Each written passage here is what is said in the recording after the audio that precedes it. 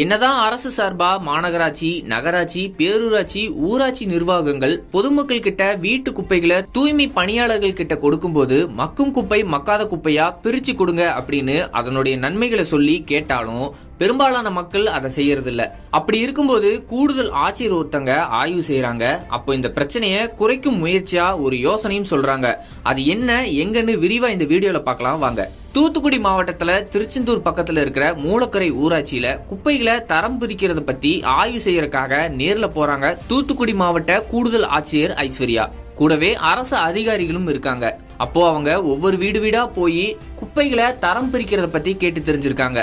முறையா குப்பைகளை தரம் பிரிச்சு கொடுக்கிற குடும்பத்தினருக்கு பாராட்டுகளையும் நன்றியும் தெரிவிச்சிருக்காங்க.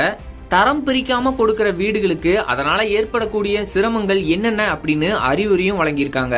அடுத்ததா தரம் பிரிச்சு மக்கும் குப்பை மக்காத குப்பை அப்படின்னு கொடுக்கிற குடும்பங்களை ஊக்கப்படுத்துற விதமா அவங்க எல்லாருக்கும் கிஃப்ட் வாங்கி கொடுங்க அப்படின்னு அதிகாரிகளுக்கு உத்தரவிட்டிருக்காங்க. கிலோக்கு 10 ரூபா கொடுக்குறாங்க. ஒரு கிலோவுக்கு 10 ரூபா மேடம். இந்த வர அமௌண்ட்டை வந்து பப்ளிக்கு வந்து சின்ன சின்ன கிஃப்ட் மாதிரி வாங்கி கொடுங்க, மோட்டிவேட் பண்ணுவாங்க.